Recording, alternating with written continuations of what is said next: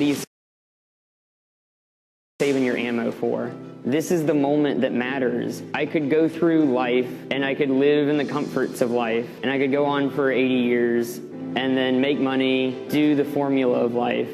Then I'll just fall to ashes. To have that burden lifted off of my soul is, I've never felt happier. When I'm coming and explaining what Google was doing, this is an act of atonement to make my conscience clear. I think the big problem that we have today is there's an ambiguity about whether tech is neutral or whether it's biased. I saw things going on that I personally found to be troubling. And so I felt that the best thing to do was to inform the public. I think the truth is more powerful than any NDA. As you say, be brave. I am more brave than I am scared. Most people just don't have the cojones to do this. I saw like a blatant exception that just targeted conservatives. I decided to wear the camera because I didn't see any other option. They may be able to stop one man, but they can't stop all of us.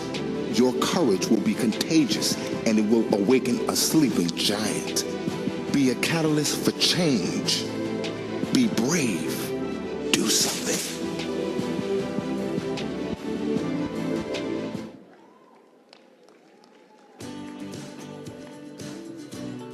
And now, ladies and gentlemen, from Project Veritas, please welcome James O'Keefe.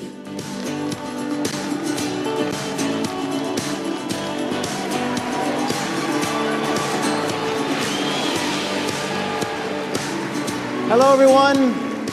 Hello, everyone. Thanks, CPAC, so much for having us. Project Veritas, CPAC edition, uncanceled. Uncanceled. Everyone's saying, what can I do about the censorship? You know, most recently, just this week, one of our Twitter accounts was canceled. Project Veritas Action, our second organization, was suspended. Twitter said that we were evading permanent suspension. I'm not sure what they mean by that. We've had this account for years. This comes on the heels of Project Veritas's Twitter account being suspended. The reason given to us was because we violated people's privacy. But we're doing reporting, investigative reporting. We confronted this guy outside of his house, the Facebook vice president. We caught him on a hidden camera talking about censorship. This is what reporters do. And Twitter suspended our account 2 weeks ago, saying we were posting people's private information. Again, we don't know what they mean. Now, CNN does the exact same thing. Drew Griffin confronts people outside of their homes, but not Facebook vice presidents. No, he confronts non-public figures, private residents. And unlike CNN, they didn't blur the number on the house.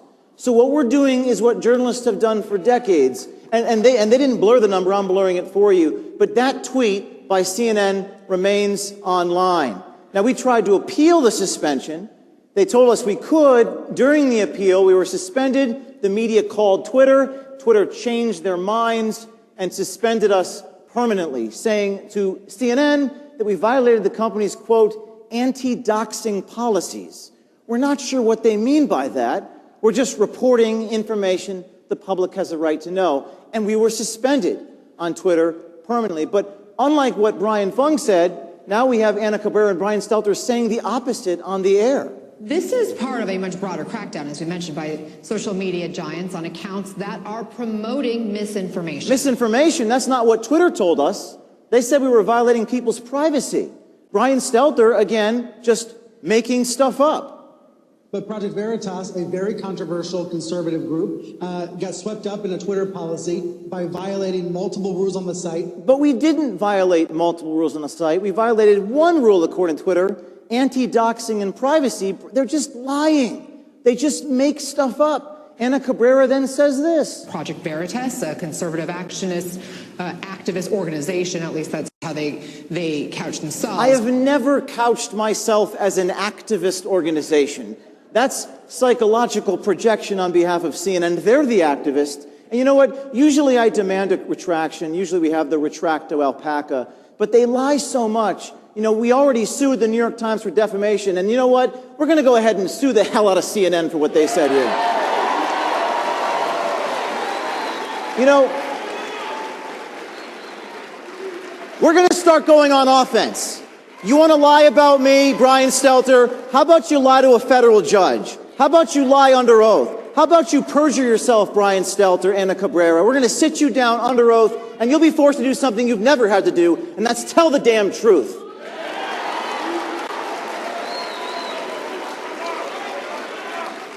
It's about time we go on offense and sue the shit out of them.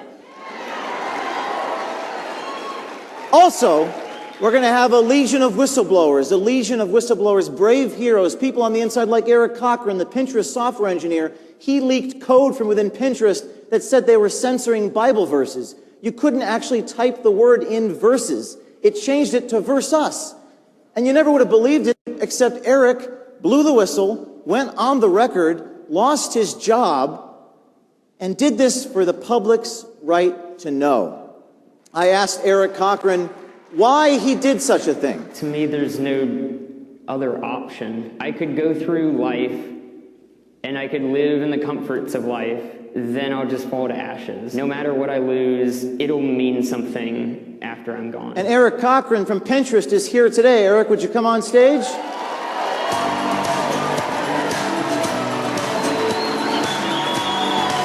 2 years ago, my life changed drastically after uncovering hidden censorship of live action in the pro-life movement. In these times, some risk is required of all of us who want to make a change bigger than ourselves. That means different things for all different people. If you see corruption on the inside of a major institution, government agency, big corporation, come talk to us at Project Veritas. We'll have your back and we'll make that change. And Eric's actions helped inspire a Google insider. Zach Voorhees found a privileged memo inside Google talking about algorithmic unfairness. Sounds like a fictional term out of 1984. It's not fiction, it's reality.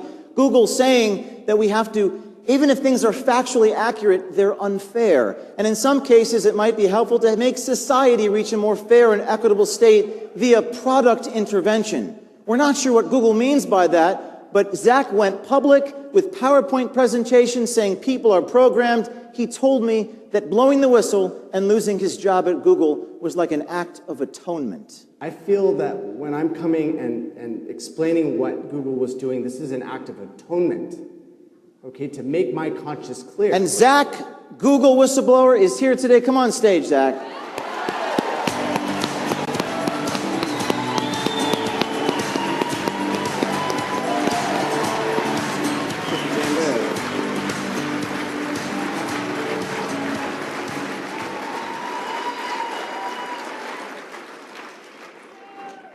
Google, Facebook, and the big tech oligarchs represent the Trojan horse for totalitarianism, sacrificing American freedoms at the altar of their cancel gods. And they would have gotten away with it if it weren't for James O'Keefe and the brave employees at Project Veritas. Thank you. Let's give them a round of applause. Now, what you almost know is that CNN and Washington Post don't have that much power, but they have power because of Google's algorithms prefer CNN. This man came to us, actually I met him at CPAC 2 years ago, and he recorded all of his colleagues of CNN bemoaning how the network isn't really doing journalism at all. Seeing what we were and what we could be and what we've become. It's just awful. We could be so much better than we are. Now it's just entertainment. That's all it's become. This is a 25-year veteran of CNN recorded, and in fact, one of our insiders is still on the inside of CNN and gave us access to Jeff Zucker's 9 a.m. conference calls, which I recorded for 2 months, and I thought I'd dial into the 9 a.m. and tell Jeff Zucker hello. Hey, Jeff Zucker, are you there? Hey, this is James O'Keefe. We've been listening to your CNN calls for basically 2 months, recording everything. Just wanted to ask you some questions if you have a minute.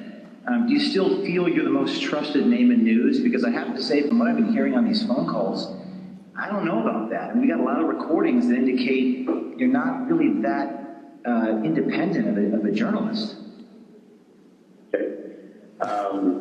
Thank you for your comments. So everybody, in light of that, I think what we'll do is we'll we'll set up a new system. I'm surprised you let me finish my comments. So the CNN, one of the CNN insiders came public. He told me it was a choiceless choice to blow the whistle. I decided to wear the camera because I didn't see any other option, because I noticed that I was in a very unique position in space and time to just do something to protect the Republic. Gary Porch, would you come on stage from CNN?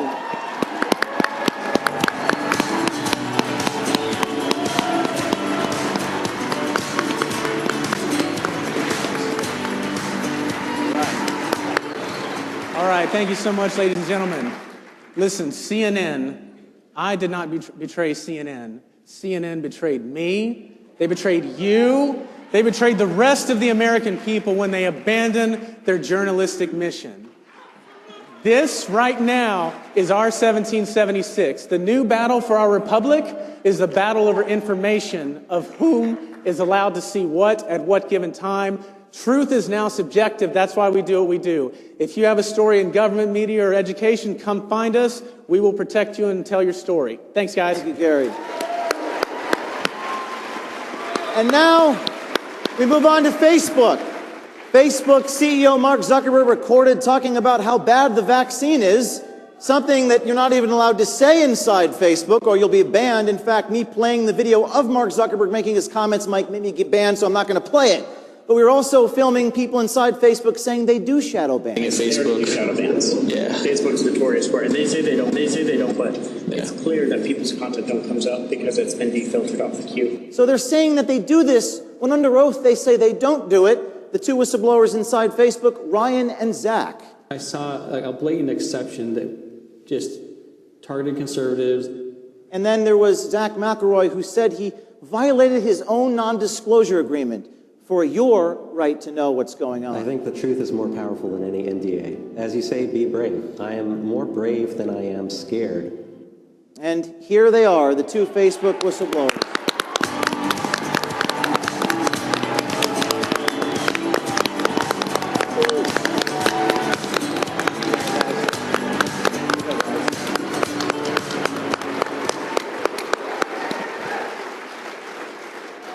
Hey, CPAC, I filmed with the hidden camera for 9 months straight while working for Facebook, and I gotta tell you, it was 100% worth it. I have zero regrets. We need more people to stand up, to come forward, to fight against big tech censorship. Speaking truth to power against one of the biggest tech companies in the world, really, was simultaneously one of the easiest and hardest things that I've ever had to do. It was risky, but I also saw the need to speak out about the abuses that I saw as greater. So if I could leave you with one thing in my experience, I would say that sometimes it can take a lot to speak the truth, but it takes a lot more to speak truth to power. So I would say, find the confidence in you and do something great with it. Thank you. And last but not least, the letter carrier, Richard Hopkins, who overheard his supervisor talking about backdating the postmarks on ballots. I heard him say to the supervisor that they messed up yesterday. I was like, oh, what did they mess up on? And he told the supervisor that they had postmarked one of the ballot for the 4th instead of the 3rd. And federal agents were sent to coerce Richard to change his story. Thank God he recorded it. I'm not, well, I am trying to twist you a little bit, because in that, believe it or not, your mind will kick in. I am not scaring you, but I am scaring you. I mean, it's coercion. And Richard asked, what am I signing? What do you have? What are you telling the media? And these guys had no interest in getting to the bottom of what happened. They want, and of course, Hopkins felt betrayed. They were grilling the hell out of me. How are you feeling right now? I'm kind of pissed. I feel like I just got played. He watched the Washington Post with a headline that said he recanted his statement, according to anonymous sources. He recorded the whole interaction. So who are these sources when he had the tape itself? And he said he had a family. He said what he went through, losing his job with the post office, was worse than his combat experience overseas. Yeah, I've got a daughter. My daughter's 4, so she doesn't know anything about this. I'll tell y'all, I'd rather be out back in Afghanistan getting shot at by Afghans, honest to God, than, you know, having to be in this kind of position. Richard Hopkins, come on stage.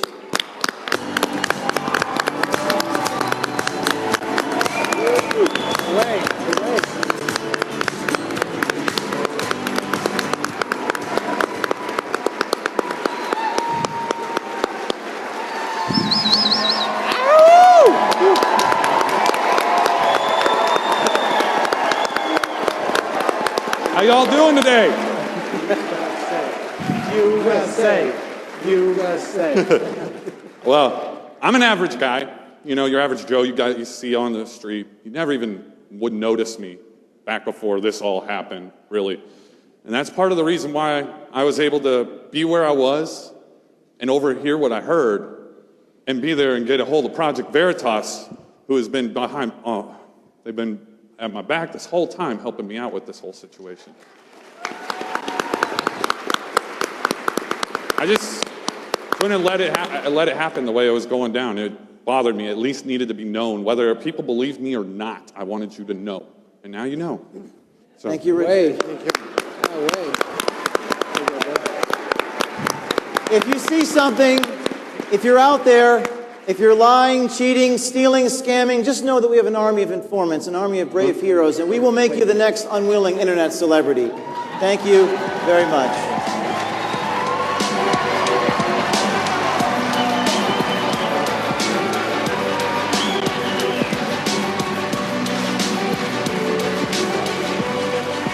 Thank you all.